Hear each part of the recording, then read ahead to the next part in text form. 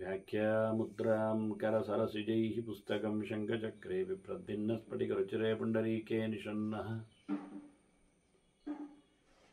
अम्लानश्रीरमृतविशदैरंशभिप्लावयन् मामाविर्भूयादनकमहिमा मानसे वागधीशः नमस्ते प्राणेश प्रणतविभवायावनिमगाः नमः स्वामिन् रामप्रियतमन्मन्गुरुगुण नमस्तुभ्यं भीमप्रबलतमकृष्णेष्ट भगवन् नमः श्रीमन्मध्वप्रदिश सुदर्शन्नो जय जय श्रीगुरुभ्यो नमः नारायणं सुरगुरुं जगदेकनाथं भक्तप्रियं सकललोकनमस्कृतं च त्रैगुण्यवर्जितमजं विपुमाद्यमीशं वन्दे भवग्रम् अमरासुरसिद्धवन्द्यं नारायणं नमस्कृत्य नरं चैव नरोत्तमं देवीं सरस्वतीं व्यासं ततो जयमुदीरये ವೇದವ್ಯಾಸುರ ಮಹಾಭಾರತದ ಚಿಂತಕರಿಗೆ ವಂದನೆಗಳು. ಶಾಂತಿ ಪರ್ವದ 313ನೇ ಪ್ರವಚನ. ಮತ್ತೆ ಗಾರಸ್ಥ್ಯವನ್ನು ಬಹಳ ಚೆನ್ನಾಗಿ ನಡೆಸಿಕೊಂಡು ಬಂದ, ಅದರಲ್ಲಿಯೂ ಮೋಕ್ಷ ಧರ್ಮವನ್ನು ಬೆಳಗಿಸಿದ ಆದರ್ಶ ದಂಪತಿಗಳ ಶ್ವೇತಕೇತು ಸುವರ್ಚಲೆಯರ ಚಿಂತನೆಯನ್ನು ಭೀಷ್ಮರು ಧರ್ಮರಾಜನಿಗೆ ನೀಡುತ್ತಾ ಇದ್ದಾರೆ. ಶಬ್ದ ಪೂರ್ಣವಾಗಿ ಭಗವಂತನನ್ನು ಹೇಳುವುದಿಲ್ಲ ಅನ್ನುವ ಚರ್ಚೆ ಅವರಿವರಲ್ಲಿ ಸಾಗಿತ್ತು. ಏಕದೇಶವಾಚಿ ಆಗ್ತದೆ, ಒಂದೊಂದು ಗುಣದ ಬಗ್ಗೆ ಮಾತಾಡ್ತದೆ. ದೇವರು ಬಹಳ ಅಚಿಂತ್ಯನೂ ಇದ್ದಾನೆ, ಅನಂತನೂ ಇದ್ದಾನೆ. ಹಾಗಾಗಿ ಯಥೋ ವಾಚೋ ನಿವರ್ತಂತೆ ಅಪ್ರಾಪ್ಯ ಮನಸಾ ಸಹ ಅಂತ ವೇದವೇ ದೇವರ ಬಗ್ಗೆ ನನಗೆ ಪೂರ ಹೇಳಲಿಕ್ಕೆ ಆಗ್ತಾ ಇಲ್ಲ, ಹೇಳುವುದಿಲ್ಲ, ಹೇಳಲಿಕ್ಕೆ ಬರದು ಅವನ ಸಂಗತಿ ಅಂತ ಹೇಳಿರುವಾಗ, ಆದರೆ ದೇವರನ್ನು ಒಂದೊಂದು ಶಬ್ದಗಳಿಂದ ಒಂದೊಂದು ಆಸ್ಪೆಕ್ಟ್ಗಳಲ್ಲಿ ಅರ್ಥ ಮಾಡಿಕೊಳ್ಳಿಕ್ಕಾಯಿತು. ನಾವಿವತ್ತು ಒಂದು ಕಂಪ್ಯೂಟರ್ ಅಥವಾ ಒಂದು ಉಪಗ್ರಹ, ಇದರ ಬಗ್ಗೆ ನಾವು ಎಷ್ಟು ಜ್ಞಾನವನ್ನು ಪಡೀತೇವೆ ಕೇಳಿದರೆ, ಎಷ್ಟು ಅದರ ಬಗ್ಗೆ ತಿಳ್ಕೊಂಡ್ರು ಅದು ಅಷ್ಟೇ ಅಲ್ಲ, ಅದು ಇನ್ನೂ ಉಂಟು ಅಂತ. ಒಂದು ಕಂಪ್ಯೂಟರ್ನ ಬಗ್ಗೆ ನಾವು ಹೇಳಲಿಕ್ಕೆ ಹೊರಟ್ರೆ ಅದೆಲ್ಲ ಬೇಡ, ಬಿಡಿ, ಯಂತ್ರ ಆಯಿತು ಅಂತ ತಿಳ್ಕೊಳ್ಳು. ಈಗ ನಾವು ಒಂದು ದೇಹ ಮನುಷ್ಯನದ್ದು, ಮನುಷ್ಯನ ದೇಹದ ಬಗ್ಗೆ ಮನುಷ್ಯ ಎಷ್ಟು ತಿಳ್ಕೊಂಡಿದ್ದಾನೆ, ನಾಡಿಗಳ ಬಗ್ಗೆ, ಇನ್ನಿತರ ಅದರ ಕ್ರಿಯಾಶೀಲತೆಯ ಬಗ್ಗೆ. ಆದರೆ ಅದನ್ನು ಹೇಳುವುದು ಸತ್ಯ ತಾನೆ, ಇದರಲ್ಲಿ ಮಣ್ಣಿಗೆ ಸೇರಿದೆ ಎನ್ನುವುದು ಸತ್ಯ ಅಂಶ. ಆದ್ದರಿಂದ ಪಾರ್ಥಿವ ಶರೀರ ಅಂತ ಹೇಳುವುದರಿಂದ ತಪ್ಪಾಗಲಿಲ್ಲ, ಪೂರ ಆಗಲಿಲ್ಲ ಎನ್ನುವುದು ಸತ್ಯ. ಶರೀರಂ ಕಿಂ ಕೇಳಿದಾಗ ಪಾರ್ಥಿವಂ ಅನ್ನುವಾಗ ಅದು ಮಣ್ಣುಮಯ ಅಂತ ಹೇಳಿದ ತಕ್ಷಣ ಮುಗಿದೋಗಲಿಲ್ಲ, ಅದರಲ್ಲಿ ಇನ್ನೂ ಕಂಟೆಂಟ್ಸ್ಗಳಿರ್ತವೆ, ಇನ್ನೂ ಚಿಂತನೆಗಳು ಸೇರಿರ್ತವೆ. ಹಾಗೆ ಭಗವಂತನ ಬಗ್ಗೆ ಶಬ್ದ ಹೇಳುವುದಿಲ್ಲ ಅಂತ ಆಗಿಬಿಟ್ರೆ ಒಂದೊಂದು ಏಕದೇಶ ಗುಣಗಳ ಬಗ್ಗೆ ಮಾತ್ರ ಚಿಂತನೆ ಕೊಡ್ತದೆ ಅಂತ ಆದರೆ ಇದು ಚೆನ್ನಾಗಿ ಆಗಲಿಲ್ಲಲ್ಲ ಅಂತ ಸುವರ್ಚಲೆ ಮತ್ತೆ ಆಕ್ಷೇಪ ಮಾಡ್ತಾರೆ. ಅನೇನ ಸಾಧ್ಯಂ ಕಿಂಸ್ಯಾದ್ವೈ, ಇದರಿಂದ ದೇವರು ಪೂರ ಗೊತ್ತಾಗಲಿಲ್ಲ ಆದರೆ ದೇವರು ಗೊತ್ತಾಗಲಿಲ್ಲ ಅಂತಲೇ ಅರ್ಥವಲ್ಲ. ಶರೀರ ಪಾರ್ಥಿವ ಅಂದ ತಕ್ಷಣ ಇನ್ನೆಷ್ಟೋ ತಿಳ್ಕೊಳ್ಳಿಕ್ಕೆ ಇರುವಾಗ ದೇಹ ಅಂದ್ರೆ ಏನು, ಮುಗಿದೋಯ್ತಾ? ಆಗಲಿಲ್ಲ, ಎಂಥದೂ ಆಗಲಿಲ್ಲ, 1% ಆಗಲಿಲ್ಲ. ಆಯಿತು ಎನ್ನುವುದು ನೀವು ಹೇಳಿದ್ದು ಸರಿ, 1%. ಆಗದೇ ಇಲ್ಲ ಹೇಳುವುದರಿಂದ ಕಂಡಾಬಟ್ಟೆ ಆಗಲಿಲ್ವ? ಅದನ್ನು ಅನೇನ ಸಾಧ್ಯಂ ಕಿಂಸ್ಯಾದ್ವೈ ಶಬ್ದೇನೇತಿ ಮತಿರ್ಮಮ, ಎಂತ ಹೇಳಿದಾಗ ಆಯಿತು, ಏನು ನಾವು ಸಾಧನೆ ಮಾಡಿಕೊಂಡೆವು? ಯಾಕೆಂದರೆ ದೇವರು ವೇದಗಮ್ಯ ಪರಹ ಅಚಿಂತ್ಯ ಇತಿ ಪೌರಾಣಿಕ ವಿದು, ಎಲ್ಲ ತಿಳಿದವರು, ಹಿಂದೆ ಓದಿಕೊಂಡವರು, ವೇದವನ್ನು ಇತಿಹಾಸ ಪುರಾಣಾಭ್ಯ ವೇದಂ ಸಮಬ್ರಹ್ಮಯೇತ್ ಅಂತ ಹೇಳಿ ಇತಿಹಾಸ ಪುರಾಣಗಳಿಂದ ವೇದವನ್ನು ಅರ್ಥ ಮಾಡಿಕೊಂಡವರು. ವೇದದಲ್ಲಿಯೇ ಭಗವಂತ ಸಿಗುತ್ತಾನೆ, ನಾವೇದವೆನ್ನು ಮನತೇದಂ ಬೃಹಂತಂ ವೇದಾಹ್ಯೇವೈನಂ ವೇದಯಂತಿ ಅನ್ನುವುದನ್ನು ಸಿದ್ಧ ಮಾಡಿದ್ದಾರೆ. ಅವನು ಸರ್ವೋತ್ತಮನಿದ್ದಾನೆ, ಜಡಜೀವ ವಿಲಕ್ಷಣನಿದ್ದಾನೆ, ವಿಶ್ವಕ್ಕಿಂತ ಆಚೆ ನಿಂತಿದ್ದಾನೆ, ಅವನು ಅತ್ಯಂತ ಅಪ್ರಮೇಯನೂ ಆಗಿದ್ದಾನೆ, ಅಚಿಂತ್ಯನೂ ಆಗಿದ್ದಾನೆ ಅಂತ ಹೇಳಿದ ಅವರು ಭಗವಂತ ವೇದದಿಂದ ತಿಳಿಯಲ್ಪಡ್ತಾನೆ ಹೇಳಿದಾಗ ನೀವೆಂತ ಮಾಡಿದರೂ ದೇವರು ಗೊತ್ತಾಗೋದಿಲ್ಲ ಅಂತ ಹೇಳಿಬಿಟ್ರೆ ಏನು ಪ್ರಯೋಜನ ಆಯಿತು? ನಿರರ್ಥಕ ಯಥಾ ಲೋಕೆ ತದ್ವತ್ ಸ್ಯಾದಿತಿ ಮೇ ಮತಿ. ಲೋಕದಲ್ಲಿ ನಮ್ಮದು ವ್ಯರ್ಥ ಆದಾಗೆ. ಈ ಲೋಕದಲ್ಲಿ ಏನು ವ್ಯರ್ಥ ಆಯಿತು ಅಂತ ಹೇಳಿಕೊಳ್ಳುವಲ್ಲಿ ನಾನೊಂದು 2-3 ದೃಷ್ಟಾಂತ ಕೊಟ್ಟೆ. ಈಗ ದೇಹದ ಬಗ್ಗೆ ಅಥವಾ ಕಂಪ್ಯೂಟರ್ ಯಂತ್ರದ ಬಗ್ಗೆ. ಉಪಗ್ರಹ, ಯಾರಿಗೆ ಉಪಗ್ರಹ ಪೂರ್ವ ಗೊತ್ತುಂಟು? ನಾಸಾ ವಿಜ್ಞಾನಿಗಳಿಗೆ ಅಥವಾ ಇಂಟರ್ನ್ಯಾಷನಲ್ ಅಂತಹ ಫೌಂಡರ್ಸ್ಗಳಿಗೇನೆ ಪೂರ್ವ ಗೊತ್ತಾಗೋದಿಲ್ಲ ಅದರ ಬಗ್ಗೆ, ಅದರ ಫಂಕ್ಷನಿಂಗ್ ಆಗಲಿ. ಅವರೇ ತಯಾರು ಮಾಡಿ. ಇದೆಲ್ಲ ಜಡವಾದದ್ದು, ಯಂತ್ರಮಯವಾದದ್ದು. ಈ ಜೀವ ಉಳ್ಳ ದೇಹದ ಬಗ್ಗೆ ಹೇಗೆ ಹೇಳುವ? ಇನ್ನಷ್ಟು ವಿಚಿತ್ರ ಆಗ್ತದೆ. ಯಾಕೆಂದರೆ ಅದರಲ್ಲಿ ತತ್ವಾಭಿಮಾನಿಗಳ ದೇವತೆಗಳ ಫೋರ್ಸ್ ಬೇರೆ ಇರ್ತದೆ. ಹಾಗಾಗಿ ಎಂತ ಮಾಡಿದ್ರು ಗೊತ್ತಾಗೋದಿಲ್ಲ ಅಂದರೆ ಲೋಕದಂತೆ ಅಂತ ಹೇಳುವುದಕ್ಕೆ ವಾದಿರಾಜರ ಒಂದು ದೃಷ್ಟಾಂತ ಊಟದ ಕತೆ ಅಂತ. ಈಗ ಹಸಿವೆ ಆಗಿದೆ, ಊಟ ಮಾಡ್ತಾನೆ. ಹಾಗಾದ್ರೆ ಒಂದು ತುತ್ತು ತಿಂತಾನೆ, ಏನು ಪ್ರಯೋಜನ ಆಗಲಿಲ್ಲ. ಇನ್ನೊಂದು ತುತ್ತು ತಿಂತಾನೆ, ಏನು ಪ್ರಯೋಜನ ಆಗಲಿಲ್ಲ. ಹೀಗೆ ತುತ್ತಿನ ಊಟದಲ್ಲಿ ಏನು ಪ್ರಯೋಜನ ಕಾಣುವುದಿಲ್ಲ ಅಲ್ವಾ? ಹಾಗೆ ಆಯ್ತು ಇದು. ಸತ್ಯಂ ಜ್ಞಾನಂ ಅನಂತಂ ಆನಂದಂ ಅಪ್ರಮೇಯ ಈ ಭಗವಂತನ ಬಗ್ಗೆ ಹೇಳ್ತಾ ಹೋದರೆ ಎಂಥದ್ದು ಹೇಳದ ಹಾಗೆ ಆಗಲಿಲ್ಲ ಅಂತ ಹೇಳಿಕೊಂಡು ಪ್ರಯೋಜನ ಇಲ್ಲ ಆಯ್ತಲ್ಲ ಅಂತ ಹೇಳಿ ಆಕೆ ಆಕ್ಷೇಪ ಮಾಡಿದ್ಲೆ. ಅದಕ್ಕೆ ಉತ್ತರವನ್ನು ಶ್ವೇತಕೇತು ಕೊಡುತ್ತಾನೆ. ಭಗವಂತ ವೇದದಿಂದ ತಿಳಿಬೇಕೆನ್ನುವುದರಲ್ಲಿ 2 ಮಾತಿಲ್ಲ. ಅವನು ನೇಂದ್ರಿಯಾಣಿ ನಾನಮಾನ ವೇದ ಕೇವೇನ ವೇದಯಂತಿ ಎನ್ನುವುದು ಸತ್ಯವೇ. ಪ್ರತ್ಯಕ್ಷಾನುಮಾನಗಳಿಂದೆಲ್ಲ ಭಗವಂತನನ್ನು ಪಡಿಲಿಕ್ಕೆ ಆಗದೇ ಇರುವುದರಿಂದ ನಾವು ವೇದದಿಂದಲೇ ತಿಳ್ಕೊಳ್ಬೇಕೆನ್ನುವುದು ಸತ್ಯ.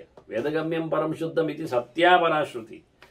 ವೇದವೇ ಹೇಳಿದ್ದು ದೇವರು ವೇದದಲ್ಲೇ ಸಿಗ್ತಾನೆ ಅಂತ, ಅದು ಸತ್ಯ.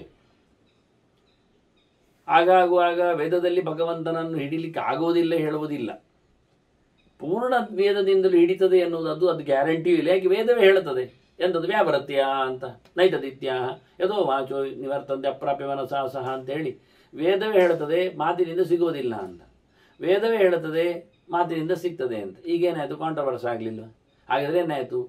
ಪೂರ್ತಿಯಾಗಿ ವೇದದಿಂದ ತಿಳಿಯಲಿಕ್ಕೆ ಆಗುವುದಿಲ್ಲ, ಚೂರಾದರೂ ವೇದದಿಂದಲೇ ತಿಳಿಯಬೇಕಾಗ್ತದೆ ಅಂತ. ಬೇರೆ ಕಡೆಯಿಂದ ತಿಳಿಯಲಿಕ್ಕೆ ಆಗುವುದಿಲ್ಲ ಅಂತ. ಬೇರೆ ವಿಷಯಗಳನ್ನಾದರೆ ನಾವು ಬೇರೆ ರೀತಿಯಿಂದ ತಿಳಿಯಬಹುದು, ಪ್ರತ್ಯಕ್ಷದಿಂದ, ಅನುಮಾನದಿಂದ. ಆದರೆ ದೇವರ ಬಗ್ಗೆ ನಮಗೆ ಪ್ರತ್ಯಕ್ಷ ಅನುಮಾನಗಳು ಕೆಲಸ ಮಾಡೋದಿಲ್ಲ. ಅದರಿಂದ ವೇದವೇ ಹೇಳಬೇಕು, ಆದರೆ ವೇದವೇ ಪೂರ ಹೇಳೋದಿಲ್ಲ ಎನ್ನುವುದು ಸತ್ಯ. ಅದಕ್ಕೂ ಪೂರ ಹೇಳಲಿಕ್ಕೆ ಆಗಲಿಲ್ಲ. ಒಟ್ಟು ಮೊತ್ತದ ಭಗವಂತನ ಹೇಳುವಷ್ಟು ಅಷ್ಟೇ ಭಗವಂತ ಅಲ್ಲ, ಅದರ ಆಚೆಗೂ ಇದ್ದಾನೆ. ಹಾಗಾಗಿ ಭಗವಂತನನ್ನು ಹೇಳಿದ್ದು ಸರಿ ಇದೆ. ಹೇಗೆ ತೂಬಲಿಂಗೇ ಚ ವರ್ತತೆ, ಒಂದೊಂದು ಅಂಶದಲ್ಲಿ ಸತ್ಯ ಅಲ್ವಾ? ಆ ಒಂದಂಶದಿಂದ ಇನ್ನೊಂದು ಅಂಶದಲ್ಲಿಯೂ ಭಗವಂತ ಒಂದೇ ರೀತಿಯಾಗಿರುವುದರಿಂದ, ವ್ಯತ್ಯಾಸ ಇಲ್ಲದೇ ಇರುವುದರಿಂದ, ನೇಹ ನಾನಾಸ್ತಿ ಕಿಂಚನ ಆದ್ದರಿಂದ ಅದು ಸತ್ಯ ಅಲ್ವಾ? ಅದನ್ನ ಒಂದೊಂದು ಲಕ್ಷಣಗಳು ಸರಿಯೇ. ಒಂದು ಲಕ್ಷಣದಿಂದಲೂ 1-2 ಲಕ್ಷಣದಿಂದಲೂ ವಸ್ತುವನ್ನು ಗ್ಯಾರಂಟಿ ಮಾಡಲಿಕ್ಕೆ ಆಗ್ತದೆ. ಹೇಗೆ ಅಂದರೆ, ಈಗ ದನ ಎಂದರೆ ಏನು ಹೇಳ್ತೀರಿ ನೀವು? ದನ ಅಂದರೆ ಪ್ರಾಣಿ ಅಂತ ಹೇಳ್ತೀರಿ. ಪ್ರಾಣಿ ಹೇಳುವುದರಿಂದ ದನವನ್ನು ನಾವು ಅರ್ಥ ಮಾಡಿಕೊಳ್ಳಿಕ್ಕೆ ಆದರೂ ತುಂಬ ವಿಷಯಗಳು ಪ್ರಾಣಿ ವಿಷಯದಲ್ಲಿ ಬರಲಿಕ್ಕೆ ಹೋಗಿ ನಮಗದು ದನವನ್ನು ಕನ್ಕ್ಲೂಡ್ ಮಾಡಲಿಕ್ಕೆ ಆಗಲಿಲ್ಲ. ಅದಕ್ಕೆ ನಾವೇನು ಹೇಳಿದೆವು ಗೊತ್ತುಂಟ? ದನ ಅನ್ನುವುದಕ್ಕೆ ನಾವು ಗಂಗೆದೊಗಲುಂಟು ಅಂತ ಹೇಳಿಬಿಟ್ಟೆವು. ಗಂಗೆದೊಗಲಿದ್ದದ್ದು ದನ, ಅದಕ್ಕೆ ಸಾಸ್ನ ಅಂತ ಕರೆಯುವುದು ಸಂಸ್ಕೃತದಲ್ಲಿ. ಗಂಗೆದೊಗಲು ಕುತ್ತಿಗೆಯ ಪಕ್ಕದಲ್ಲಿ ಜೋತಾಡುವ ಒಂದು ಚರ್ಮ, ಇದು ಯಾವ ಪ್ರಾಣಿಯಲ್ಲಿ ಇಲ್ಲ. ಆದ್ದರಿಂದ ಪ್ರಾಣಿಯ ಲಕ್ಷಣ ಹೇಳುತ್ತಾ ಗಂಗೆದೊಗಲೊಂದು ಹೇಳಿಬಿಟ್ರೆ ನಾವು ದನವನ್ನು ಸರಿಯಾಗಿ ತಿಳ್ಕೊಳ್ಳಿ ಅಲ್ಲಿ ತಿಳಿದು ಹೋಗಲಿಲ್ಲ. ಈಗ ಅದು ಅದರ ಕೆಚ್ಚಲು, ಅದು ಹಾಲು ಕೊಡುವವಗೆ, ಅದರ ಕಿವಿ, ಅದರ ಕಣ್ಣು, ಅದು ಮೂಗು, ಅದರ ಕಾಲು, ಅದರ ಬಣ್ಣ, ಅದರ ಆಕಾರ, ಅದರ ಎತ್ತರತನ, ಅದರ ಡುಬ್ಬ, ಅದರ ಮೂಗು, ಇವೆಲ್ಲ ಹೇಳಿ ಆಗಲಿಲ್ಲ. ಕುದುರೆ ಅಂತೆಲ್ಲ ಅದರ ಮೂಗಿನ ಹೊರಳೆ, ಕಣ್ಣು ವಿಚಿತ್ರವಾಗಿದೆ. ಮತ್ತೆ ಹಾಗಾಗಿ ಅದು ಪುಚ್ಚದಲ್ಲಿನ ಗೊಂಡೆ, ಗೊರಸು. ಕುದುರೆ ಹಾಗೆ ಗೊರಸಿಲ್ಲ ಅದರದ್ದು. ಅದನ್ನ ಹೇಳಲಿಕ್ಕೆ ಸುಮಾರು ಉಂಟು. ಆದರೆ ಒಂದು ಮಾತ್ರ ಎಕ್ಸ್ಕ್ಲೂಸಿವ್ಲಿ ಅದರ ಪರಿಚಯ ಆಗಿ ಹೋಯಿತು. ಪ್ರಾಣಿ ಮಾತ್ರ ತಿಳ್ಕೊಳ್ಬೇಕು ನೀವು ಮೊದಲಿಗೆ. 4 ಕಾಲಿನದ್ದೆನ್ನುವುದು ಎಚ್ಚರ ಇರಬೇಕು. ಯಾಕೆಂದರೆ ಮತ್ತೆ ಕುತ್ತಿಗೆಯಲ್ಲಿ ಜೋತಾಡೋ ಚರ್ಮ ಹೇಳಿದರೆ ನೀವು ಕೋಳಿಯನ್ನು ಹೇಗೆ ಬಿಟ್ಟರೆ, ಕೋಳಿಯಲ್ಲಿ ಕುತ್ತಿಗೆಯಲ್ಲಿ ಚರ್ಮವನ್ನು ಜೋತಾಡುವಂಥದ್ದು. ಆದ್ದರಿಂದ ಕೋಳಿಯಾ ಅಂತ ಕೇಳಿದರೆ ಅದಕ್ಕೆ ಕೋಳಿಗೆ 2 ಕಾಲು, 4 ಕಾಲಿನ ಕೋಳಿ ಬರುವುದಿಲ್ಲ. ಆದ್ದರಿಂದ ದನವನ್ನು ತಿಳಿಸುವಾಗ ಪ್ರಾಣಿ ಎನ್ನುವುದನ್ನು ಯೋಚನೆ ಮಾಡ್ತಾ ಅದಕ್ಕೆ ಅವ್ರು ಏನು ಮಾಡ್ತಾರೆ? ತಪ್ಪಿಸ್ತಾರೆ. ಗಂಗೆದೊಗಲು ಮತ್ತು ಕೊಂಬಿದ್ದದ್ದು ಹೇಳ್ತಾರೆ. ಈಗ ಕೊಂಬು ಎನ್ನುವುದು ಕೋಳಿಗಿಲ್ಲೆ ಎನ್ನುವುದಕ್ಕೆ ಸತ್ಯ, ಅದು ಜುಟ್ಟಿರುವುದು. ಆದರೆ ಕೊಂಬು ಇನ್ನು ಬಾರದೇ ಇರತಕ್ಕದನವನ್ನು ನಾವು ತಪ್ಪಿಸಿಕೊಳ್ಳುತ್ತೇವೆ ಆಗ. ಆದ್ದರಿಂದ ಅದರ ಬದಲಿಗೆ ನಾವು ಪ್ರಾಣಿ ಅಂತ ಹೇಳಿ 4 ಕಾಲು ಚತುಷ್ಪದಿ ಶಾಸ್ನಾಧಿಪತಿ ಗೌ ಅಂತ ಮಾಡಿಕೊಂಡ್ರೆ ಬಹಳ ಸುಲಭವಾಗಿ 4 ಕಾಲಿನ ಪ್ರಾಣಿಯಾಗಿ ಅಂತ ಈಗೇನಾಯಿತು, ನಮಗೆ ಧನ ಸಿಕ್ಕಿತು. ಹಾಗೆ ಭಗವಂತನನ್ನು ನಾವು ಜಡವಿಲಕ್ಷಣ ಜೀವನ ಬಿಂಬರೂಪ ಅಂತ ಅರ್ಥ ಮಾಡಿಕೊಂಡ್ರೆ ದೇವರು ಸಿಕ್ಕಿಬಿದ್ದ, ನಮ್ಗೆ ಗೊತ್ತಾಯ್ತು ದೇವರು. ಇವತ್ತೆಲ್ಲವೂ ಪ್ರತಿಬಿಂಬ ಆಗಿರುವಾಗ ಬಿಂಬ ಅನ್ನೋದರಿಂದ ಅದೊಂದು ಪ್ರತ್ಯೇಕ ಅಂತ ಅರ್ಥ ಆಯಿತು. ಅದು ಮುಕ್ತ, ಯಾಕೆಂದ್ರೆ ಅದರಲ್ಲಿ ಸೆಲ್ ಇಲ್ಲ, ಈ ಲಿಂಗದೇಹ ಇಲ್ಲ, ಅದು ಇದೊಂದು ಅರ್ಥ ಆಯಿತು. ಪ್ರಾಕೃತವಾದ ಪ್ರಪಂಚ ಅದಕ್ಕೆ ಸಂಬಂಧ ಪಡುವುದಿಲ್ಲ, ಅಂದರೆ ಪಂಚಭೂತ ಅಲ್ಲದು, ವಿಲಕ್ಷಣ, ಇದೊಂದು ಅರ್ಥ ಆಗ್ತದೆ. ಹೀಗೆ ದೇವರನ್ನು ನಾವು ಚೂರಾದರೂ ಇನ್ನಿತರ ಲಿಂಗಗಳಿಂದ, ಚಿಹ್ನೆಗಳಿಂದ, ಲಕ್ಷಣಗಳಿಂದ ಅರ್ಥ ಮಾಡಿಕೊಳ್ಳಲಿಕ್ಕೆ ಬರ್ತದೆ. ಆದ್ದರಿಂದ ದೇವರು ಗೊತ್ತಾಗಲಿಲ್ಲ, ವೇದದಿಂದ ಹೇಳಲ್ಪಡಲಿಲ್ಲ ಅಲ್ಲ, ಆದರೆ ಪೂರ ಆಗಲಿಲ್ಲ ಎನ್ನುವುದು ಅಷ್ಟೇ ಸತ್ಯ. ಅದು ವೇದವೇ ಹೇಳಿಕೊಂಡಿದೆ. ಅದು ನಿರರ್ಥಕಾನ ಜೀವಾಸ್ತಿ, ಅರ್ಥ ಇಲ್ಲದೆ ಶಬ್ದ ಹೋಯಿತು ಎನ್ನುವುದಲ್ಲ. ಶಬ್ದೋ ಲೌಕಿಕ ಉತ್ತಮೇ. ನಿಜವಾಗಿ ಲೋಕದಲ್ಲಿ ಶಬ್ದಗಳಿಗೆ ಪೂರ್ವವಾದಂಥ ಅರ್ಥ ಬರುವುದಿಲ್ಲ. ಆದ್ದರಿಂದ ಲೌಕಿಕದಂತೆ ಅಲ್ಲ ಭಗವಂತ, ಏನಾದರೂ ಒಂದು ಅರ್ಥ ಇರ್ತದೆ. ಈಗ ಲೋಕದಲ್ಲಿ ಒಂದು ಗೆರೆ ಉಂಟು ಕೆಲವೊಮ್ಮೆ, ಎಂತ ಗೌರಶ್ವ ಪುರುಷೋ ಹಸ್ತಿ ಅಂತ ಒಂದು ಗೆರೆ ಹೇಳ್ತಾರೆ. ಅಲ್ಲಿ ಗೌಹು ಅಶ್ವ ಪುರುಷ ಹಸ್ತಿ ಎಂತ ಉಂಟು, ಎಂತ ಇಲ್ಲ. ಗೌ ಅಂದರೆ ದನ, ಅಶ್ವ ಅಂದರೆ ಕುದುರೆ, ಪುರುಷ ಅಂದರೆ ಮನುಷ್ಯ, ಹಸ್ತಿ ಅಂದರೆ ಆನೆ.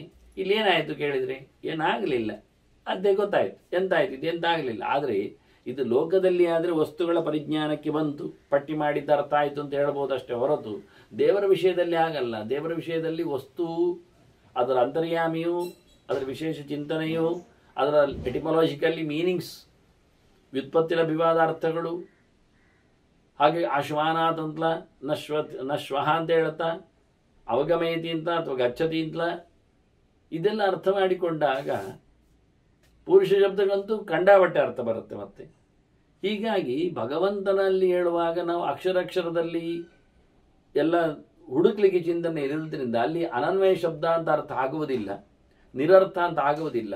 ಲೋಕದಲ್ಲಿ ಮಾತ್ರ ಏನಾದರೂ ಅನ್ವಯ ಇಲ್ಲ ಅಂತಾದರೆ, ಹೇಳಲ್ಪಟ್ಟದ್ದಲ್ಲಿ ಸ್ವಾರಸ್ಯ ಇಲ್ಲ ಅಂತಾದರೆ ಶಬ್ದ ತನ್ನ ಅರ್ಥವನ್ನು ಕಳ್ಕೊಳ್ತದೆ ಕೆಲವೊಮ್ಮೆ. ಅದು ಕೆಲವೊಮ್ಮೆ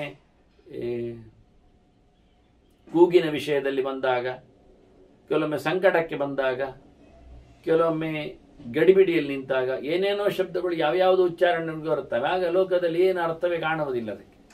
ಪರಿಲಾಪ ಅಂತ ಹೇಳ್ತಾರೆ. ಆಗ ಅಳುವುದು, ಸಂಕಟದಲ್ಲಿರುವಾಗ ಬೊಬ್ಬೆ ಹೊಡೆಯುವುದು, ಇದಕ್ಕೆಲ್ಲ ಕೆಲವೊಮ್ಮೆ ಅರ್ಥ ಇರುವುದಿಲ್ಲ, ಶಬ್ದವೇ ಕೆಲವೊಮ್ಮೆ ಸಸೂತ್ರ ಇರುವುದಿಲ್ಲ. ಹೀಗೆ ಲೋಕದಲ್ಲಿ ಆದರೆ ಅರ್ಥ ಇಲ್ಲದ ಶಬ್ದ, ದೇವರಲ್ಲಿ ಹಾಗಲ್ಲ ಅಂತ. ಅದನ್ನ ಗೃಹ್ಯಂತೆ ತದ್ವದಿತ್ಯೇವ ನವರ್ತಂತೆ ಪರಾತ್ಮನಿ.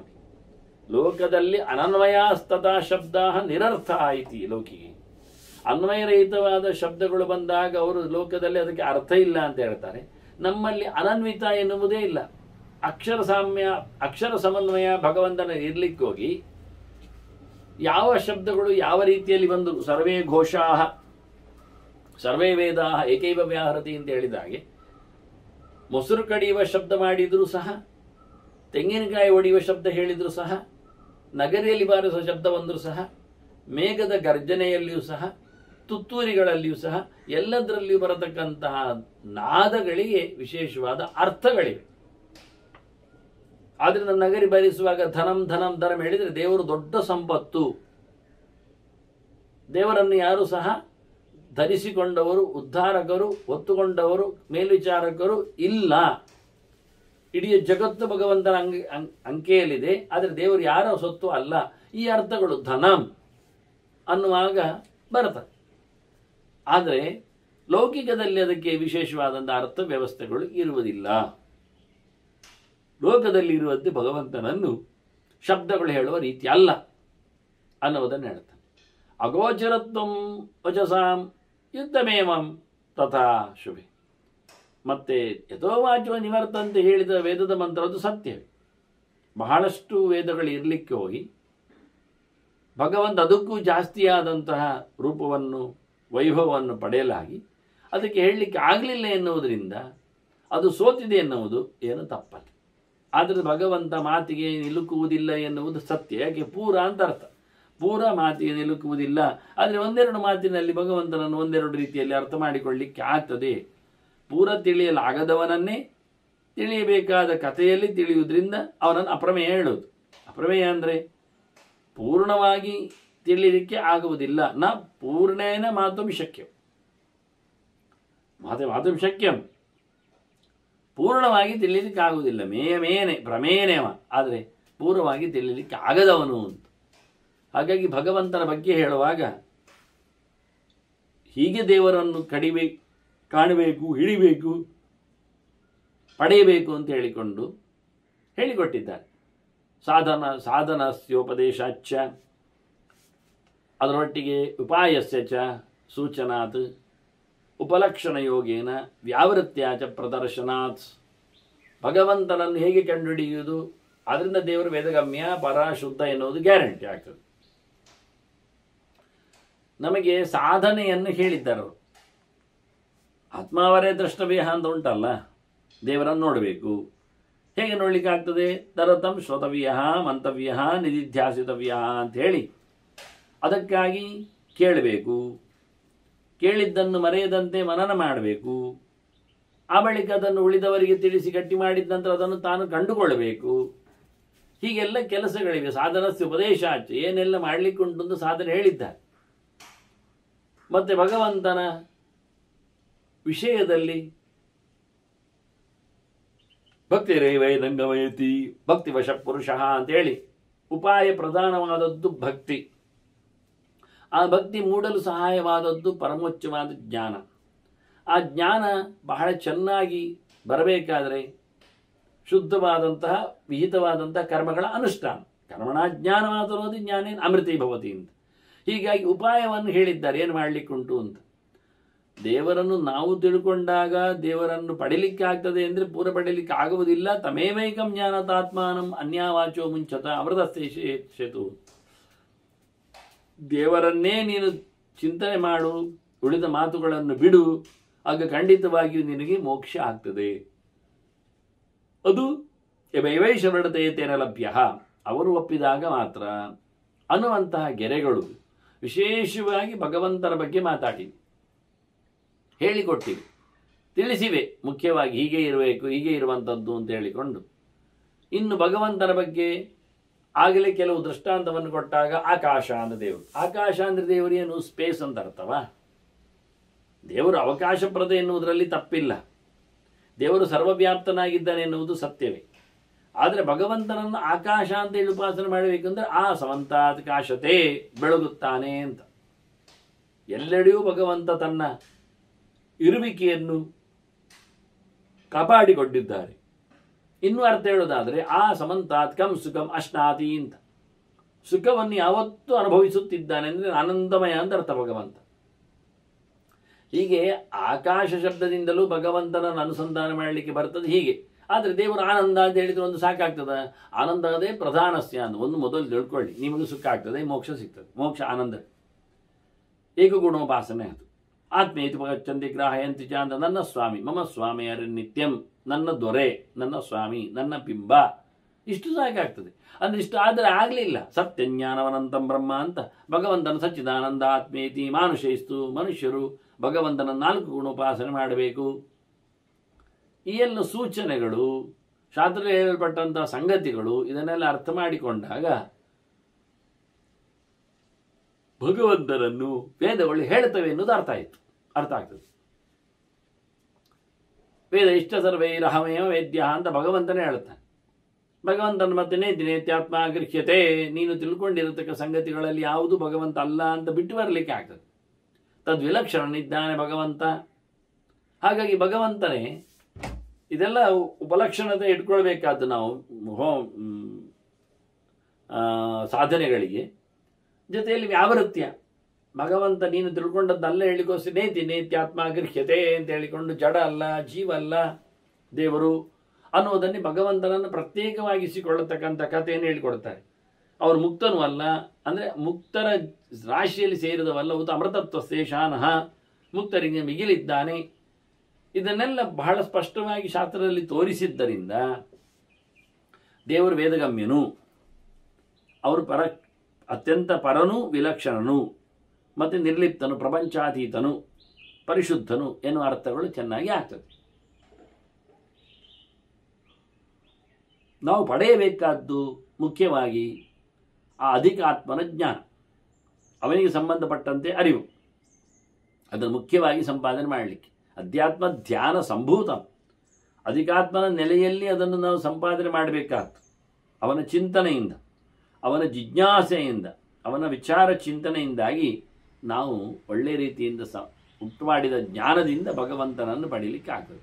ಅಧ್ಯಾತ್ಮ ಧ್ಯಾನ ಸಂಭೂತಂ ಅಭೂತಂ, ಅದು ಪ್ರಾಕೃತವಾದಂಥ ವ್ಯವಸ್ಥೆ ಅಲ್ಲ, ಜಡದವಾದ ಕಥೆ ಅಲ್ಲ. ದೇವರು ಅಂದರೆ ಪಂಚಭೂತಗಳಿಂದ ವಿಲಕ್ಷಣನಿದ್ದಾನೆ, ಮತ್ತು ಭೂತವತ್ ಸ್ಫುಟಂ, ಅವನು ಎಲ್ಲರಲ್ಲಿಯೂ ನೆಲೆಗೊಂಡಿದ್ದಾನೆ, ಎಲ್ಲವೂ ಅವನಲ್ಲಿ ನೆಲೆಗೊಂಡಿದೆ ಎಂದು ನಿರಂತರವಾಗಿರತಕ್ಕ ಚಿಂತನೆ. ಇದನ್ನು ಚೆನ್ನಾಗಿ ತಿಳಿದು ಜ್ಞಾನಂ ವಿದ್ಧಿ ಶುಭಾಚಾರ್ಯ ಎತ್ತೇನೆ ಅಂತಿ ಪರಾಂಗತಿ. ಅಂತಹ ಜ್ಞಾನದಿಂದಾಗಿ ಮನುಷ್ಯ ಬಿಡುಗಡೆಯನ್ನು ಪಡಿತಾನೆ, ಉತ್ತಮವಾದ ಮೋಕ್ಷವನ್ನು ಐದುವನು.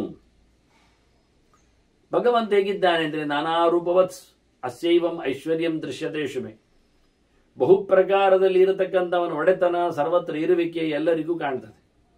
ವಿಭೂತಿ ಹಿನ್ನೆಲೆಯಲ್ಲಿ ಇದೇ ಚಿಂತನೆಯನ್ನು ಬಹಳಷ್ಟು ದೊಡ್ಡ ಮಟ್ಟಿನಲ್ಲಿ ಈಶ್ವರ ಭಾವವನ್ನು, ಭಗವಂತನ ದೊಡ್ಡತನವನ್ನು ಚಿಂತನೆಗೆ ತಂದಿದ್ದಾರೆ, ಪರಮಂ ರೂಪಮೈಶ್ವರಂ ಹೇಳೋ ಮೂಲಕ.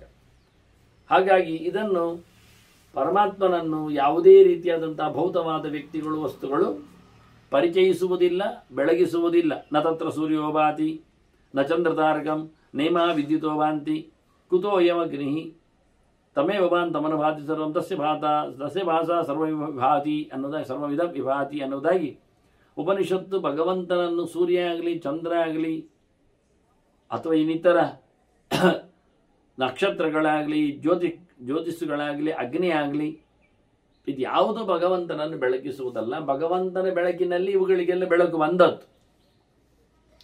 ಯದಾದಿತ್ಯಗತಂ ತೇಜಃ ಅಂತ ಕೃಷ್ಣ ಎಲ್ಲರಲ್ಲಿರತಕ್ಕಂಥ ತನ್ನ ಪರಮ ತೇಜಸ್ಸನ್ನು ಉಲ್ಲೇಖ ಮಾಡ್ತಾನೆ, ಇದ್ದದ್ದನ್ನು ಹೇಳಿಕೊಟ್ಟಿದ್ದಾನೆ. ಅದರ ನೆಲೆಯಲ್ಲಿ ಇವರು ಹೇಳುತ್ತಾರೆ, ಭಗವಂತನನ್ನು ನ ವಾಯು ತಂ ನ ಸೂರ್ಯಸ್ತಂ ನಾಗ್ನಿ ತತ್ತು ಪರಂ ಪದಂ. ಇದು ಯಾವುದೂ ಸಹ ಅಂತರಿಕ್ಷ ಸ್ಥಾನದಲ್ಲಿರತಕ್ಕ ಸೂರ್ಯ ಆಗಲಿ,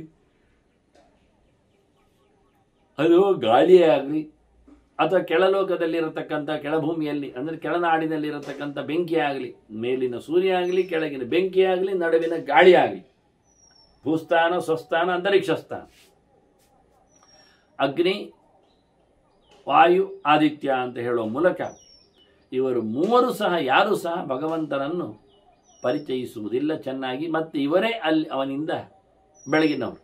ಅನೇನ ಪೂರ್ಣಮೇತದ್ದಿ ಹೃದಯ ಭೂತಂ ಇಹೇಷ್ಯತೆ, ಇವನೆಂದಲೇ ಉಳಿದವರೆಲ್ಲ ಪೂರ್ಣರಾದದ್ದು, ತುಂಬಿಸಿಕೊಂಡದ್ದು ಆ ಭಗವಂತ ಹೃದಯಭೂತಂ, ಹೃದಯದಲ್ಲಿ ಇದ್ದಾನೆ ಎನ್ನುವುದು ಎಲ್ಲರಿಗೂ ಅರ್ಥ ಆಗಿದೆ.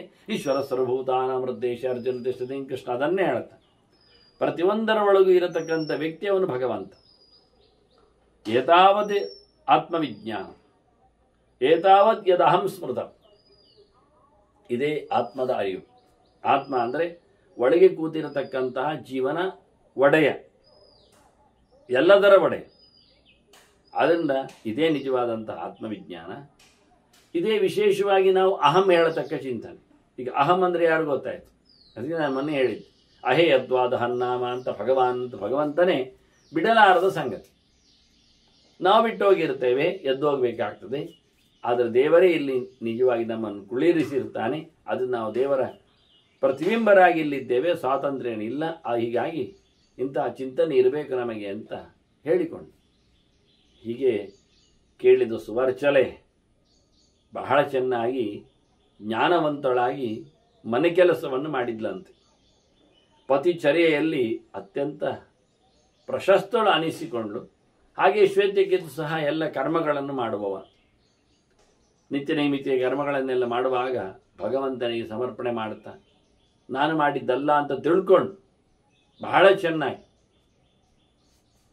ವಾಸುದೇವೇ, ಯಾರಲ್ಲಿ ಪರಮಾತ್ಮನಿ ಗೋವಿಂದೇ ವಾಸುದೇವೇ ಮಹಾತ್ಮನಿ, ಸರ್ವೋತ್ತಮನಾದ ಪರಮಾತ್ಮನಲ್ಲಿ ಕೃಷ್ಣನಲ್ಲಿ ಗೋಬ್ರಾಹ್ಮಣರ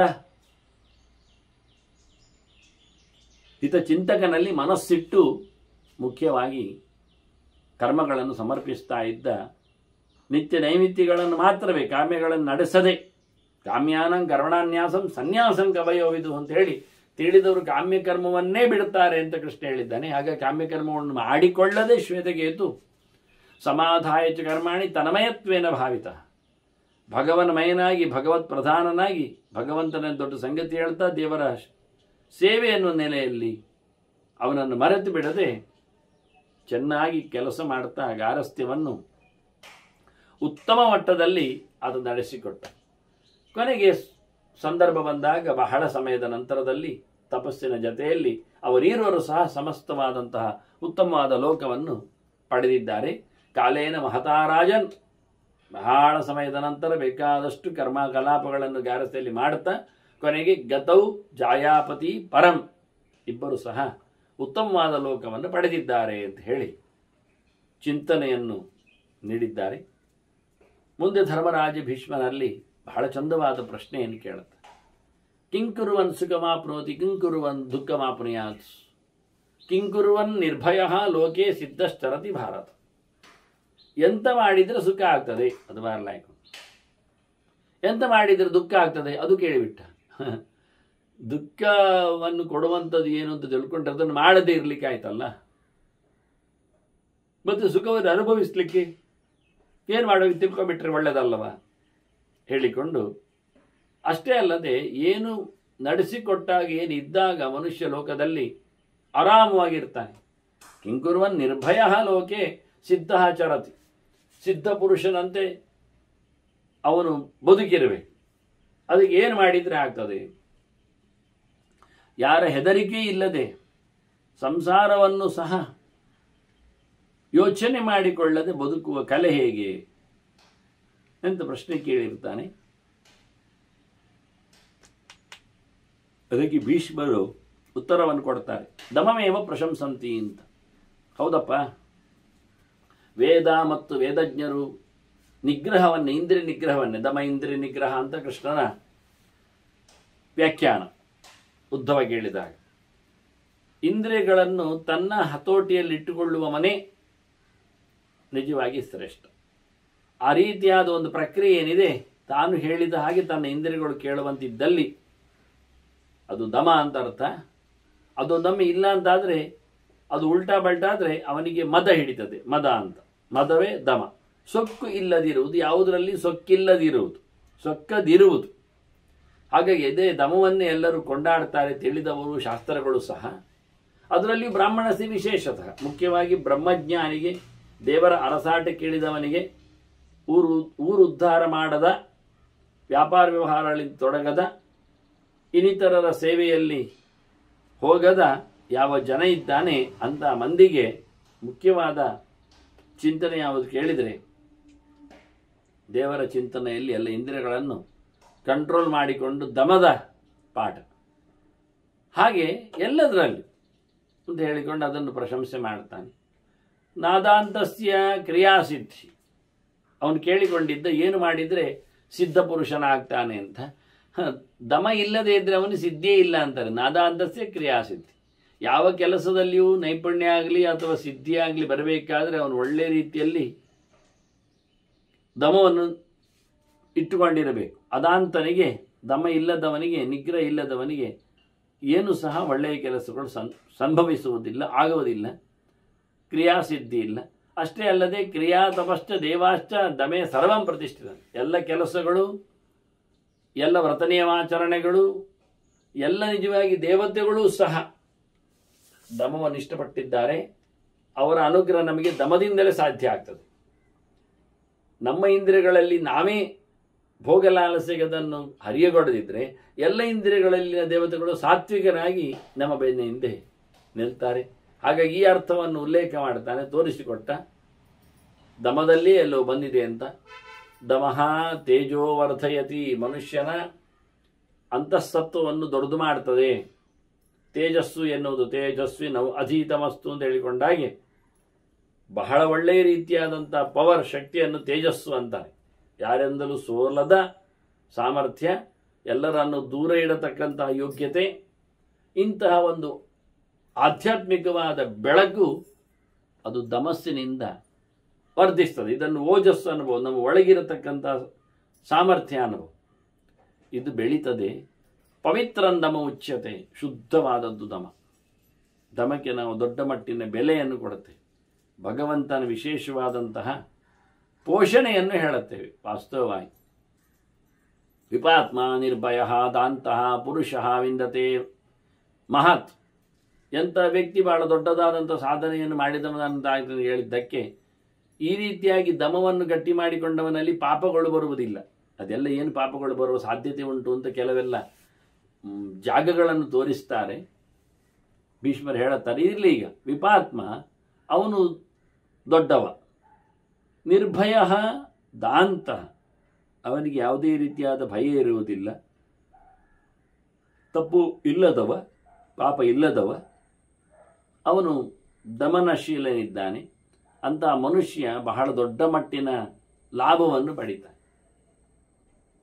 ಸುಖಂ ದಾಂತಹ ಪ್ರಸ್ವಭೀತಿ ಸುಖಂಚ ಪ್ರತಿಬುದ್ಧತೆ. ನಿಗ್ರಹವುಳ್ಳವನು ಖುಷಿಯಲ್ಲಿ ನಿದ್ದೆ ಮಾಡ್ತಾನೆ. ಅವನಿಗೆ ಯಾವುದೇ ಟೆನ್ಷನ್ ಇಲ್ಲ, ಯಾವುದೋ ರೀತಿಯಾದ ತೊಂದರೆಗಳಿಲ್ಲ. ಆದ್ದರಿಂದ ಆರಾಮವಾದ ನಿದ್ದೆ ಬರಬೇಕಾ, ಮೊದಲು ಇಂದ್ರಿಯಗಳ ನಿಗ್ರಹ ಇರಬೇಕು. ಕಂಡಾಬಟ್ಟೆ ತಿಂದವನಿಗೆ ನಿದ್ದೆ ಬರುವುದಿಲ್ಲ, ಬಾಯಿಯ ಚಾಪಲ. ಹಾಗೆಯೇ ಕಂಡಾಬಟ್ಟೆ ಯಾವ್ಯಾವುದೋ ವ್ಯವಹಾರಗಳ ತೊಡಗಿದವನಿಗೆ ತಲೆ ಬಿಸಿಯಾಗಿ ನಿದ್ದೆ ಬರುವುದಿಲ್ಲ. ಆದ್ದರಿಂದ ಆದಷ್ಟು ಎಲ್ಲ ಇಂದ್ರಿಯಗಳನ್ನು ನಿಗ್ರಹಿಸಿಕೊಂಡು ಒಂದೇ ಕಡೆಯಲ್ಲಿ ಎಚ್ಚರದಲ್ಲಿದ್ದರೆ, ದೇವರೆಡೆಗೆ ಮಾತ್ರ ಆದರೆ ಅವನಿಗೆ ಒಳ್ಳೆ ನಿದ್ದೆ ಬರ್ತದೆ. ಆದ್ದರಿಂದ ನಿಜವಾಗಿ ದಾಂತನೇ, ದಮಗುಣ ಉಳ್ಳವನೇ, ನಿಗ್ರಹ ಉಳ್ಳವನೇ ಒಳ್ಳೆ ನಿದ್ದೆ ಮಾಡ್ತಾನೆ. ಹಾಗೆಯೇ ಎಚ್ಚರವನ್ನು ಪಡಿತಾನೆ. ಸುಖಂಚ ಪ್ರತಿಬುದ್ಧತೆ, ಎಚ್ಚರ ಆಗುವಾಗಲೂ ಖುಷಿಯಲ್ಲೇ ಇರ್ತಾನೆ, ಎಚ್ಚರದಲ್ಲಿಯೂ ಸುಖವನ್ನು ಅನುಭವಿಸ್ತಾನೆ. ಕೆಲವರಿಗೆ ರಾತ್ರಿಯಲ್ಲಿ ಮಾತ್ರ ಸುಖ, ಆದರೆ ಎಚ್ಚರದಲ್ಲಿ ಎಲ್ಲೆಲ್ಲಿ ಯಾರದೋ ಪೀಡೆಗಳು, ತಾಪತ್ರೆಗಳು, ತೊಂದರೆಗಳು. ಅದು ಯಾವುದು ಅಲ್ಲದೆ ನಿಜವಾಗಿ ಒಳ್ಳೆಯ ದಮ ನಿಗ್ರಹವನ್ನು, ದಮ ಎನ್ನತಕ್ಕಂಥ ಗುಣವನ್ನು ಯಾರು ಮೈಗೂಡಿಸಿಕೊಂಡಿದ್ದಾನೆ, ನಿಗ್ರಹಿ ಯಾರಿದ್ದಾನೆ, ಅವನು ನಿಜವಾಗಿ ವಿಶೇಷವಾದಂತಹ ಸುಖವನ್ನು ಅನುಭವಿಸ್ತಾನೆ. ಹಾಗೆ ಅಷ್ಟೇ ಅಲ್ಲದೆ ಸುಖಂ ಲೋಕೇ ವಿಪರ್ಯೇತಿ ಮನಶ್ಚಾಸ್ಯ ಪ್ರಸೀದತೆ. ಲೋಕದಲ್ಲಿ ತಿರುಗಾಟವನ್ನು ಸಹ ಆರಾಮವಾಗಿ ಮಾಡ್ತಾನೆ. ವ್ಯಾಪಾರ ವ್ಯವಹಾರಗಳಲ್ಲಿ ಅಂದರೆ ಅವನು ಯಾವುದೇ ರೀತಿಯಾದಲೂ ಲೋಕದಲ್ಲಿ, ಅವನ ದೇಶದಲ್ಲಿ, ಅವನ ಊರು ಕೇರಿಗಳಲ್ಲಿ ಅವನಿಗೆ ಯಾವುದೇ ರೀತಿಯಾದಂತಹ ವಿರೋಧಿಗಳಿರುವುದಿಲ್ಲ, ವಿರೋಧ ಉಂಟಾಗುವುದಿಲ್ಲ. ಎಲ್ಲದಕ್ಕೂ ಅವನಲ್ಲಿ ಕಂಟ್ರೋಲ್ ಇದೆ, ಏನು ಮಾಡುವುದಿಲ್ಲ. ಅವನ ಮನಸ್ಸು ಸಹ ಪ್ರಸನ್ನವಾಗಿ, ಇಂದ್ರಿಯಗಳಿಂದಾಗಿ ಮನಸ್ಸಿಗೆ ಕಿರಿಕಿರಿ ಹೆಚ್ಚು ಕಡಿಮೆ ಆದರೆ ಮನಸ್ಸು ತಲೆದಂಡ ಕೊಡ್ತದೆ. ಹಾಗಾಗಿ ಮನಸ್ಸು ಅವನದ್ದು ಪ್ರಸನ್ನವಾಗಿರ್ತದೆ ಅಂತ ಹೇಳಿ ನಿಗ್ರಹಗಳಲ್ಲಿ ಇರಬೇಕಾದ ದೊಡ್ಡ ಸಂಪತ್ತನ್ನು ಉಲ್ಲೇಖ ಮಾಡುತ್ತಾ, ತೇಜೋ ದಮೇನ ಧ್ರಿಯತೆ ಚ. ತೇಜಸ್ಸು ದೇಹದಲ್ಲಿರತಕ್ಕ ಕಸುಬು ಅದು ದಮದಿಂದಲೇ, ನಿಗ್ರಹದಿಂದಲೇ ಸಾಧ್ಯ. ನತೀಷ್ಣೋಧಿಗಚ್ಚತಿ. ಒಬ್ಬ ನಿಗ್ರಹ ಇಲ್ಲದವ ತನ್ನ ಕೋಪ ಆಟೋಪಗಳಿಂದ ಹಾಳಾಗಿ ಹೋಗ್ತಾನೆ. ಅದರಿಂದ ಹಾರ್ಷ ಆಗಿರುವವ, ಅತ್ಯಂತ ತೀಕ್ಷ್ಣನಾಗಿರುವ ಅವನು ಯಾವತ್ತೂ ಸಹ ಬೆಳೆಯುವುದಿಲ್ಲ. ಅವನಲ್ಲಿ ನಿಗ್ರಹ ಇಲ್ಲ. ನಿಗ್ರಹ ಇದ್ದವನಿಗೆ ಎಲ್ಲ ಅವನಲ್ಲಿರತಕ್ಕಂಥ ವೈರಿಗಳು ಅವನಿಗೆ ಸಪೋರ್ಟ್ ಮಾಡ್ತಾರೆ. ಯಾವ ವೈರಿಗಳು ಅಂದರೆ ಕಾಮ, ಕ್ರೋಧ, ಲೋಭ, ಮೋಹ, ಮದ, ಮತ್ಸರಿ ಷಡ್ವೈರಿಗಳಿದ್ದಾರಲ್ಲ ಒಳಗಿಂದ, ಅದರ ಜೊತೆಯಲ್ಲಿ ಆಲಸ್ಯಾದಿಗಳು, ಅದರದ್ದು ಬಾಲಗಳು ಸೇರಿಕೊಳ್ತಾವಲ್ಲ, ಇದೆಲ್ಲವೂ ಸಹ ನಿಗ್ರಹ ಇದ್ದವನಿಗೆ ಎಲ್ಲಿಯೂ ಸಹ ಉಪದ್ರ ಕೊಡುವುದಿಲ್ಲ. ಅಮಿತ್ರಾಂಶ್ಚ ಬಹೂನ್ ನಿತ್ಯಂ ಪೃಥಕ್ ಆತ್ಮನಿ ಪಶ್ಯತಿ. ಅವುಗಳು ದೇಹದೊಳಗೆ ಪ್ರವೇಶ ಮಾಡುವುದೇ ಇಲ್ಲ, ಬೇಕು ಬಂದರೂ ಅದು ಬೇಡದ್ದು ಅಂತ ಹೇಳಿಕೊಂಡು ಪ್ರತ್ಯೇಕವಾಗಿ ನೋಡಿಕೊಳ್ತಾನೆ. ಸಿಟ್ಟಿಗೆ ಒಳಗಾದರೂ ನಿಗ್ರಹವುಳ್ಳವನು ಅದನ್ನು ಕಂಟ್ರೋಲ್ ಮಾಡಿಕೊಂಡು ಅದಕ್ಕೆ ಅವಕಾಶ ಬೇರೆ ಕೊಡ್ತಾನೆ. ಇದೆಲ್ಲ ನನಗೆ ಹೇಳಿಸಿದ್ದಲ್ಲ ಅಂತ ಹೇಳಿಕೊಂಡು ಅವನ ಮನಸ್ಸಿನಲ್ಲಿ ಅದನ್ನು ತೊಡೆದು ಹಾಕ್ತಾನೆ, ಅವನ ದೇಹದಿಂದ ಅದನ್ನು ಓಡಿಸಿಬಿಡ್ತಾನೆ. ಆ ಜೀವ ಅಂತ ನೆಲೆಯಲ್ಲಿ ಅಂಥ ವ್ಯಕ್ತಿಯನ್ನು ಉಪಯೋಗಿಸಿಕೊಳ್ಳುವುದಿಲ್ಲ, ನೆನಪಿಸಿಕೊಳ್ಳುವುದಿಲ್ಲ. ಇದು ನಾನು ಹೇಳಿದ್ದೀಗ ಅರ್ಥ ವಾಸ್ತವವಾಗಿ ದಮ ಇದ್ದವನಲ್ಲಿ ಹೇಳಿದ್ದು. ಅದೇ ಅದಾಂತನಲ್ಲಿ ಏನಾಗ್ತದೆ ಅಂದರೆ ಅಮಿತ್ರಾಂಶ್ಚ ಬಹೂನ್ ನಿತ್ಯಂ ಪೃಥಕ್ ಆತ್ಮನಿ ಪಶ್ಯತಿ. ಅವನು ತನ್ನಲ್ಲಿ ಈ ಎಲ್ಲ ಕಾಮಾದಿ ವೈರಿಗಳನ್ನೆಲ್ಲ ನೋಡ್ತಾ ಇದ್ದಾನೆ. ಬೇಕುಗಳು ಸರಮಾಲೆ ಮಾಡ್ತವೆ, ಆಗದೇ ಇದ್ರೆ ಕೋಪ ಹೇಳ್ತದೆ, ಮತ್ತೆ ಬಂದ ತಕ್ಷಣ ಇನ್ನೊಬ್ಬರಿಗೆ ತೋರಿಸಿ ಕೂತ್ಕೊಳ್ತಾನೆ, ಇನ್ನಷ್ಟು ಬೇಕು ಅಂತ ಆಸೆ ಪಡ್ತಾನೆ, ಸೊಕ್ಕುತ್ತಾನೆ, ಮತ್ಸರವನ್ನು ಪಡಿತಾನೆ. ಹೀಗೆ ದಮ ನಿಗ್ರಹ ಇಲ್ಲದವನು ಶತ್ರುಗಳ ಪಾಳಯಕ್ಕೆ ಬೀಳುತ್ತಾನೆ. ನಿಗ್ರಹ ಉಳ್ಳವನು ಶತ್ರುಗಳು ಯಾರು ತಿಳ್ಕೊಳ್ಳೋದ್ರಿಂದ ದೂರಕ್ಕೆ ಇರುತ್ತಾನೆ. ಈ ನಿಗ್ರಹ ಇಲ್ಲದವರ ಹತ್ತಿರದಲ್ಲಿ ನಾವು ದೂರ ಇರಬೇಕಂತೆ. ಯಾಕೆಂದ್ರೆ ಅವರು ಹೊಟ್ಟೆ ಭಾಗಗಳಂತೆ, ಕ್ರೂರ ಪ್ರಾಣಿಗಳಂತೆ, ಕಿತ್ತು ತಿನ್ನುವ ವ್ಯಕ್ತಿಗಳಂತೆ ಇದ್ದಾರೆ. ಕ್ರವ್ಯಾದ್ಭೈವ ಭೂತಾನಾಂ, ನಿಜವಾಗಿ ಪ್ರಾಣಿಗಳನ್ನು ನಾವು, ಕ್ರೂರ ಪ್ರಾಣಿಗಳನ್ನು ನಾವು ದೂರ ಇಡ್ತೇವೆ. ಯಾಕೆಂದ್ರೆ ಅವುಗಳು ನಮ್ಮ ಮನೆಯ ಸಾಕು ಪ್ರಾಣಿಗಳನ್ನು ತಿಂತಾವೆ ಅಥವಾ ಉಳಿದ ಎಲ್ಲ ಜೀವರಿಗೂ ಉಪದ್ರವ ಕೊಡ್ತಾವೆ.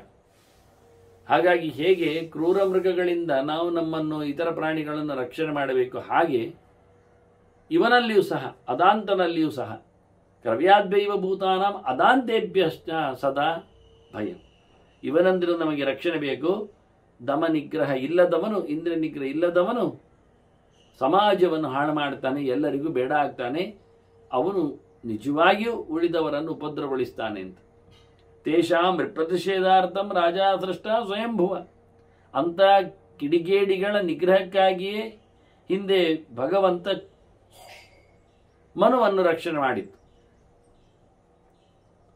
ವಿಶೇಷವಾಗಿ ರಾಜರು ಬರಲಿಕ್ಕೆ ಕಾರಣ ಇಂಥವರನ್ನು ಬಗ್ಗು ಬಡಿಲಿಕ್ಕೆ, ಅವರ ನಿಗ್ರಹಕ್ಕೆ. ಹಾಗಾಗಿ ಏನೆಲ್ಲ ವಾಸ್ತವವಾಗಿ ಅವರಲ್ಲಿ ಇರುವಂಥದ್ದು ಕೇಳಿದರೆ, ಎಲ್ಲ ಆಶ್ರಮಗಳಲ್ಲಿ ಅಂದರೆ ಬ್ರಹ್ಮಚರ್ಯ, ಗಾರಸ್ಥ್ಯ, ವಾನಪ್ರಸ್ಥ, ಆನಂತರ ಸನ್ಯಾಸ, ಈ ಎಲ್ಲರ ಆಶ್ರಮಗಳಲ್ಲಿ, ಎಲ್ಲರಲ್ಲಿ, ಎಲ್ಲ ಹಂತಗಳಲ್ಲಿ ಮನುಷ್ಯನ ಎಲ್ಲೋ ಬೇಕು ಈ ಹಂತಗಳು. ಆಶ್ರಮ ಅಂದರೆ ಮನುಷ್ಯ ದಾಟಿ ಹೋಗತಕ್ಕ ಅವನ ಸ್ತರಗಳು ಅಂತ. ಅದು ಯಾವ ಜಾತಿಯವನೇ ಆಗಲಿ ಈ 4 ಸ್ತರಗಳು ಉಂಟು ಅವನಿಗೆ. ಮೊದಲು ಕಲೀಲಿಕ್ಕೆ ಉಂಟು ಬ್ರಹ್ಮಚರ್ಯ, ಮತ್ತೆ ಗಾರಸ್ಥ್ಯ, ಮತ್ತೆ ವಾನಪ್ರಸ್ಥ, ಮತ್ತೆ ಮೋಕ್ಷ ಅಂತ. ಅದಕ್ಕೋಸ್ಕರ ಮಾಡಬೇಕಾದ ಸಂನ್ಯಾಸ ಎಲ್ಲವನ್ನು ತೊರೆಯುವಂಥದ್ದು ಅಂತ. ಹೀಗಾಗಿ ಇದನ್ನು ಈ ಎಲ್ಲ ಆಶ್ರಮಗಳಲ್ಲಿ ಶ್ರೇಷ್ಠ ಯಾವುದು ಮಾಡಲಿಕ್ಕೆ ಬರುವುದು ಅಂದರೆ ದಮವೇ. ಅದನ್ನು ಮಾಡಬೇಕು. ಆಶ್ರಮೇಶು ಸರ್ವೇಶು ದಮಯೇವ ವಿಶಿಷ್ಯತೆ. ದಮವನ್ನೇ ಪ್ರಧಾನವಾಗಿ ಎಲ್ಲ ಆಶ್ರಮಗಳಲ್ಲಿ ಮಾಡಬೇಕು ಅಂತ ಹೇಳಿಬಿಟ್ಟಿದ್ದಾರೆ.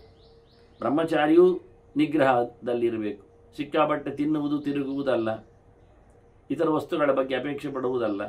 ಗೃಹಸ್ಥನಾದವನು ಸಹ ಮನೆ ಮಂದಿಯಲ್ಲೇ ಚೌಕಟ್ಟಿನಲ್ಲೇ ಇರಬೇಕು. ಅವನು ಹೊರಗೆ ಅವನ ಆಸೆ ಆಕಾಂಕ್ಷೆಗಳನ್ನು ಏರ್ಪಡಿಸಿದರೆ ಅವನು ಅನಾಚಾರಿ ಆಗ್ತಾನೆ.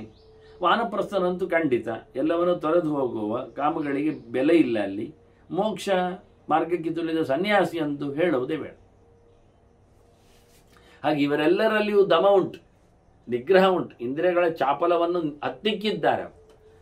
ಆ ಎಲ್ಲ ಧರ್ಮವನ್ನು ಆಯಾ ಆಶ್ರಮಗಳಲ್ಲಿ ನಡೆಸಿಕೊಟ್ಟರು ಫಲ ಹೆಚ್ಚು ಬರುವುದು ದಮವನ್ನು ಅನುಸರಿಸಿದಾಗ. ಎಚ್ಚತೇಷು ಫಲಂ ಧರ್ಮ್ಯಂ ಭೂಯೋ ದಾಂತೆ ತದುಚ್ಯತೆ. ವಾಸ್ತವವಾಗಿ ತದುಚ್ಯತೆ. ವಾಸ್ತವವಾಗಿ ಎಲ್ಲ ಆಶ್ರಮಗಳಲ್ಲಿ ಅವರು ಆಶ್ರಮೋಚಿತವಾದ ಧರ್ಮಗಳನ್ನು ಮಾಡಿಕೊಂಡು ಬಂದರು. ಅದರಲ್ಲಿ ದಮವನ್ನು ಅವರು ಅಳವಡಿಸಿಕೊಂಡಿದ್ರೆ ದಾಂತನಾದವನಿಗೆ ಆಶ್ರಮ ಧರ್ಮದಲ್ಲಿಯೂ ಫಲ ಹೆಚ್ಚು, ಅದರ ಫಲವು ಹೆಚ್ಚಿಗೆ ಸಿಗ್ತದೆ. ಆದ್ದರಿಂದ ಆಶ್ರಮ ಧರ್ಮವನ್ನು ನಡೆಸಿಕೊಟ್ಟದ್ದರ ವಿಶೇಷವಾದಂತಹ ಒಂದು ಫಲವನ್ನು ಪಡೆಯುವಲ್ಲಿ ದಮಕ್ಕೆ ಹೆಚ್ಚು ಸ್ಥಾನ. ದಾಂತನಾದವನು ಮಾಡಿಕೊಂಡ ಆಶ್ರಮಕ್ಕೆ ಹೆಚ್ಚು ಪುಣ್ಯ ಅವನಲ್ಲಿ ಸಿಗ್ತದೆ, ಫಲ ಹೆಚ್ಚು ಬರ್ತದೆ ಅಂತ ಹೀಗೆ ಹೇಳುತ್ತಾ, ದಮನದ ಲಕ್ಷಣ ಏನು, ಅವನಲ್ಲಿ ಏನು ಚಿಹ್ನೆಗಳು ಕಾಣುತ್ತವೆ, ಏನೆಲ್ಲ ಇರ್ತದೆ, ಏನೆಲ್ಲ ನಿಗ್ರಹಕ್ಕೆ ಬರಬೇಕು ಅಂದರೆ ಅವರೊಂದು 28 ಲೆಸನ್ ಹೇಳುತ್ತಾರೆ. ಅಂದರೆ ಪಾಯಿಂಟ್ಸ್. ಅಂದರೆ 28 ಅಂದರೆ ನಕ್ಷತ್ರ ಸಂಖ್ಯೆ ಅಂತ ಅರ್ಥ. 27 ನಕ್ಷತ್ರಗಳು ಒಂದು ಸೇರಿಸಿದ್ರೆ 28 ಅಭಿಜಿತ್ ನಕ್ಷತ್ರ ಸೇರಿಸಬೇಕು. 28 ಎನ್ನುವುದು ನಕ್ಷತ್ರ ಮಾಲೆ ಇದ್ದಾಗೆ. ಒಬ್ಬ ದಮನ ಕುತ್ತಿಗೆಯಲ್ಲಿರತಕ್ಕಂತಹ, ದಾಂತನ ಕುತ್ತಿಗೆಯಲ್ಲಿರತಕ್ಕಂತಹ ಒಂದು ನಕ್ಷತ್ರ ಮಾಲೆ ಅದು ಹೇಗಿರ್ತದೆ ಅಂದರೆ ಅದಷ್ಟು ಬೇಕು. ಮತ್ತೆ ಒಂದೊಂದು ಬಿಡುವಂಥದ್ದಲ್ಲ. ಅಕಾರ್ಪಣ್ಯಂ, ಕೃಪಣತೆ ಇಲ್ಲ, ಅಸಂರಂಭ, ಗಡಿಬಿಡಿ ಇಲ್ಲ, ಯಾವುದರಲ್ಲಿಯೂ ತೊಡಗುವುದಿಲ್ಲ, ಯಾರಲ್ಲಿಯೂ ಕೈ ಜೋಡಿಸ್ಲಿಕ್ಕೆ ಹೋಗುವುದಿಲ್ಲ, ಅಯ್ಯೋ ಅಂತ ಹೇಳಿಕೊಂಡು ಬೊಬ್ಬೆ ಹೊಡೆಯುವುದಿಲ್ಲವ, ಮತ್ತೆ ಸಂತೋಷನಾಗಿ ಇರ್ತಾನೆ. ಜೊತೆಯಲ್ಲಿ ಒಳ್ಳೆ ರೀತಿಯಿಂದ ಅವನು ಬದುಕನ್ನು ಇಟ್ಟುಕೊಂಡಿದ್ದಾನೆ. ಹಾಗಾಗಿ ಎಲ್ಲಿಯೂ ಸಹ ಯಾರಲ್ಲಿಯೂ ಸಹ ಹಿಂಸೆ ಮುಂತಾದ ಭಾವಗಳಲ್ಲಿ ಇರುವುದಿಲ್ಲ. ಅದಕ್ಕಾಗಿ ಕೋಪ ಮಾಡಿಕೊಳ್ಳುವುದಿಲ್ಲ. ಸ್ಟ್ರೈಟ್ ಫಾರ್ವರ್ಡ್ನೆಸ್, ಆರ್ಜವನ್ನು ಕಾಪಾಡ್ತಾನೆ. ವಾಸ್ತವವಾಗಿ ಅಕ್ರೋಧ ಆರ್ಜವಂ ನಿತ್ಯಂ. ಅದರೊಟ್ಟಿಗೆ ಯಾರಲ್ಲಿಯೂ ಸಹ ತನ್ನ ದೊಡ್ಡತನದಲ್ಲಿ ಪ್ರದರ್ಶನ ಮಾಡಲಿಕ್ಕೆ ಹೋಗೋದಿಲ್ಲ. ನ ಮಾನಿತ ನಾತಿವಾದ, ಹೆಚ್ಚು ಮಾತಾಡುವುದಿಲ್ಲ, ಅಧಿಕ ಪ್ರಸಂಗ ಹೇಳುವುದಿಲ್ಲ, ಮೌನವನ್ನು ಹೆಚ್ಚು ಶರಣಾಗ್ತಾನೆ, ಮಾಡ್ತಾನೆ, ನಡೆಸಿಕೊಡ್ತಾನೆ. ಮತ್ತು ಗುರು ಪೂಜೆ, ಗುರು ಸೇವೆ, ಗುರುಗಳ ಹತ್ತಿರ ಉಪಾಸನೆ ಇರ್ತದೆ ಅವನಿಗೆ. ಅಂದರೆ ಏನಾಯಿತು, ತಾನು ತನ್ನ ಸಣ್ಣವ ಇನ್ನೂ ತಿಳಿಲಿಕ್ಕುಂಡಿ ಎನ್ನುವುದನ್ನು ಅರ್ಥ ಮಾಡಿಕೊಳ್ತಾನೆ. ಗುರು ಪೂಜೆ, ಅನಸೂಯಾಚ, ಹೊಟ್ಟೆಗಿಚ್ಚಿಲ್ಲ, ಯಾರಿಗೇನು ಸಿಕ್ಕಿದ್ರೆ ಏನಿದ್ರು ಅಸೂಯೆ ಪಡುವುದಿಲ್ಲ, ತನ್ನ ಯೋಗ್ಯತೆ ಹೀಗೆ ಅಂತ. ಹಾಗೆ ಬಹಳ ಚಂದವಾಗಿ ಎಲ್ಲರ ಮೇಲೆ ಸಹ ಅವನಿಗೆ ಅನುಕಂಪೆ, ದಯಾಭೂತೇಶು ಅಪೈಷುನಂ. ಮತ್ತು ಚಾಡಿಯಲ್ಲೇ ಹೇಳಿಕೊಡುವುದಿಲ್ಲ, ಇನ್ನೊಬ್ಬರಿಗೆ ಏನೇನೋ ಹೇಳಿಕೊಡುವುದು, ಅಲ್ಲಾಡಿಸುವುದು, ಇದರಿಂದ ತಪ್ಪು ನಡೆಸುವುದು, ಇದು ಯಾವುದೂ ಇಲ್ಲ. ಜನವಾದ, ಮೃಷಾವಾದ, ಸ್ತುತಿ, ನಿಂದ, ವಿವರ್ಜನ, ಜನಜಂಗುಳಿಯಲ್ಲಿ ಸೇರುವುದು, ಯಾರ್ಯಾರ್ದು ಸುದ್ದಿ ಮಾತಾಡುವುದು, ಇದ್ದ ಬಿದ್ದ ಯಾರನ್ನು ತರಲೆ ವಿಷಯಗಳ ಬಗ್ಗೆ ತಲೆ ಕೆಡಿಸುವುದು, ಇದು ಯಾವುದೂ ಇಲ್ಲ. ಅದು ಯಾವುದು ತನ್ನದಲ್ಲ ಅಂತ. ಯಾರನ್ನು ಹೊಗಳಿಕ್ಕೂ ಹೋಗುವುದಿಲ್ಲ, ಯಾರನ್ನು ತೆಗಳುವುದೂ ಇಲ್ಲ. ಇವೆಲ್ಲ ಬಿಟ್ಟಿರುವಂಥದ್ದು ದಮದ ಲಕ್ಷಣ. ನಿಗ್ರಹ ಅಂದರೆ ಹಾಗೆ, ಬಾಯಲ್ಲಿ ಮನಸ್ಸಿನಲ್ಲಿ ಇದು ಯಾವುದರಲ್ಲಿ ಯಾವುದೇ ರೀತಿಯಾಗಿರತಕ್ಕಂತಹ ಹೆಚ್ಚು ಕಡಿಮೆಗಳು ಇಲ್ಲ. ಪೂರ್ಣವಾದಂತಹ ಮತ್ತೆ ಶ್ರದ್ಧಾಧಾನತ, ಆಸ್ತಿಕ್ಯ ಬುದ್ಧಿ, ಭಗವದೆಚ್ಚರ, ಶ್ರದ್ಧೆ ಚೆನ್ನಾಗಿರ್ತದೆ.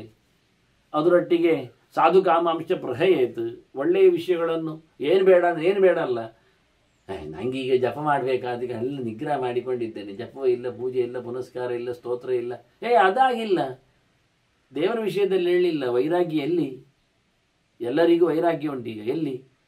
ತಿನ್ನುವುದರಲ್ಲಿ ಅಲ್ಲ ವೈರಾಗ್ಯ, ಮತ್ತು ದೇವರಲ್ಲೇ ವೈರಾಗ್ಯ, ಜ್ಞಾನದಲ್ಲೇ ವೈರಾಗ್ಯ, ಶಾಸ್ತ್ರದಲ್ಲೇ ವೈರಾಗ್ಯ, ತಿಳಿದವರಲ್ಲೇ ವೈರಾಗ್ಯ. ಯಾಕೆ ಬೇಕು ಮಾರಾಯರೆ? ಹುಟ್ಟಿದದ್ದೇ ಸಾಯ್ತದೆ, ತಿನ್ನಲಿಕ್ಕೆ ಕೊಟ್ಟಿದ್ದಾನೆ ದೇವರು, ಮುಗಿಯಿತು ಅಷ್ಟೇ. ಇದು ಭಯಂಕರ ಆಗ್ಬೋದು. ಭಾರಿ ಒಳ್ಳೆ ತುಂಬ ವೈರಾಗ್ಯಶಾಲಿಗಳು ತಿಳ್ಕೊಳ್ಬೇಕು. ಏನೂ ಅಲ್ಲ, ಪೂರ ಕಳಪೆ ಮಂದ್ಯವ, ನರಕ ಯೋಗ್ಯವ, ಅದಲ್ಲ ವೈರಾಗ್ಯ.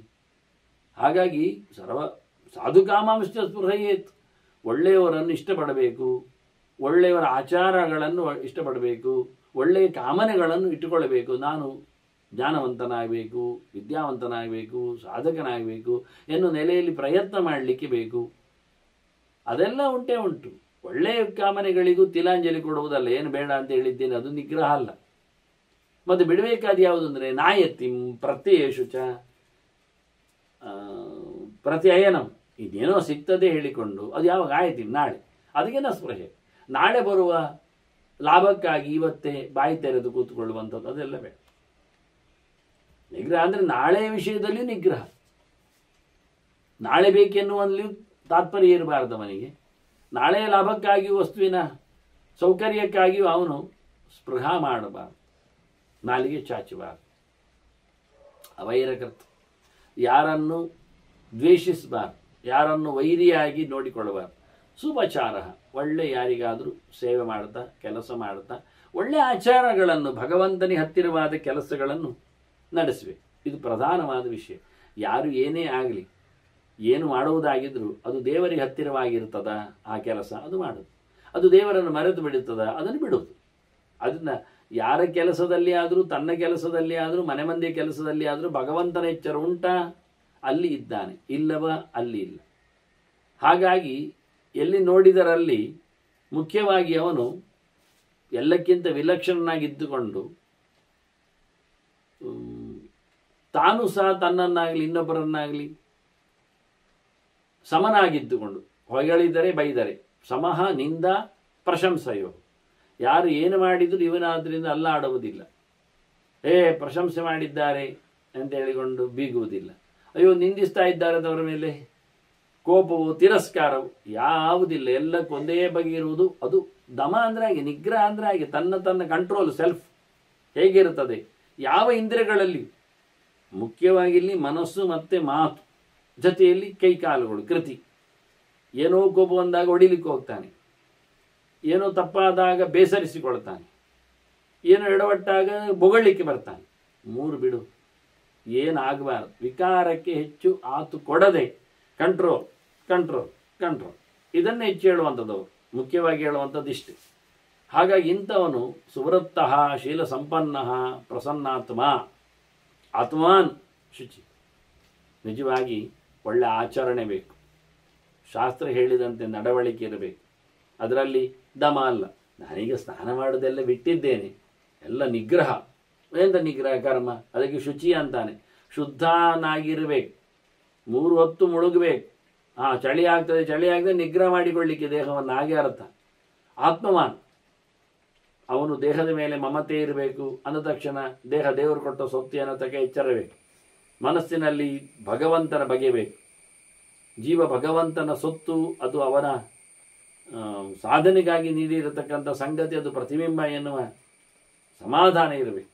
ಜೊತೆಯಲ್ಲಿ ದೇವರನ್ನು ನಿರಂತರವಾಗಿ ಒಪ್ಪಿಕೊಂಡಿರಬೇಕು. ಅವನನ್ನು ಮೆಚ್ಚಿಸಿಕೊಂಡು ಕೆಲಸ ಮಾಡಲಿಕ್ಕೆ ಒಳ್ಳೆಯ ಆಚಾರ, ಒಳ್ಳೆಯ ಗುಣವಂತಿಕೆ, ಒಳ್ಳೆಯ ಶೀಲ ಇವೆಲ್ಲ ಇದ್ದುಕೊಂಡು ಶುದ್ಧ ಮನಸ್ಕನಾಗಿ ತೃಪ್ತನಾಗಿ ಯಾವತ್ತು ನೋಡಿದ್ರೂ ಮನಸ್ಸಿನಲ್ಲಿ ಕಿರಿಕಿರಿಯನ್ನು ತರಲಿಕ್ಕಿಲ್ಲ, ಯಾವುದೋ ಒಂದು ಕೊಂಕುವಾದ ಇರಬಾರದು, ಪ್ರಸನ್ನನಾಗಿದ್ದುಕೊಂಡು ಇದ್ದರೆ ಇಂಥವ ನಿಜವಾಗಿ 28 ದಮದ ಲಕ್ಷಣವನ್ನು ಹೇಳಿ ಆಯ್ತವ.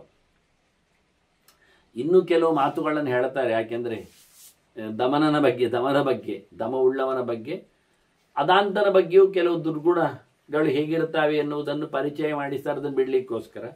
ಇಂಥವನು ಇಂಥ ದಮದಿಂದ ಕೂತಿದ್ರೆ ಅವನು ಪ್ರಾಪ್ಯ ಲೋಕೆ ಚ ಸತ್ಕಾರಂ ಪ್ರೇತ್ಯ ವೈ ವಿಂದತೆ ಸುಖಂ. ವಾಸ್ತವವಾಗಿ ಅವನು ಲೋಕದಲ್ಲಿ ಒಳ್ಳೆಯವನಾಗ್ತಾನೆ. ಲೋಕ ಮೆಚ್ಚುವಂತೆ ಬದುಕುವುದು ಪ್ರಶ್ನೆ ಅಲ್ಲ, ಲೋಕವು ಭಗವಂತನದ್ದಾದ್ರಿಂದ ಭಗವಂತನಿಗೆ ಅವನು ಲೋಕದಲ್ಲಿ ಇರುವುದು ಇಷ್ಟ ಆಗಿದೆ. ಸತ್ತ ಬಳಿಕ ಸ್ವರ್ಗಮೈ ಪ್ರಾಪ್ಯ ವಿಂದತೆ ಪ್ರಾಪ್ಯ ಗಚ್ಚತಿ, ಕೊನೆಗೆ ಸ್ವರ್ಗಕ್ಕೆ ಹೋಗುವುದಂತೂ ತಪ್ಪುವುದಲ್ಲ. ಒಳ್ಳೆಯ ಗುಣಗಳಿಂದಾಗಿ ಸ್ವರ್ಗದ ಬಾಗಿಲು ತೆರೆದಿರ್ತದೆ. ಒಂದೊಂದು ವಿಶೇಷಗಳೇ ಭಗವಂತನ ಸಾಧನೆಗಾಗಿ ಅವನನ್ನು ದೊಡ್ಡ ಮಟ್ಟಿಗೆ ಏರಿಸ್ತದೆ. ಹೀಗಾಗಿ ಇಂತಹ ವಿಶೇಷವಾದ ವ್ಯವಸ್ಥೆಯಲ್ಲಿ ಧರ್ಮರಾಜ ಕೇಳಿದ್ದು ಹಾಗೆ, ಏನು ಮಾಡಿದರೆ ಸುಖ ಆಗುತ್ತೆ, ಏನು ಮಾಡಿದರೆ ದುಃಖ ಹೋಗುತ್ತೆ. ಅದು ಏನು ಮಾಡಿದರೂ ದುಃಖ ಬರ್ತದೆ, ಏನು ಮಾಡಿದರೆ ಸುಖ ಹೋಗ್ತದೆ.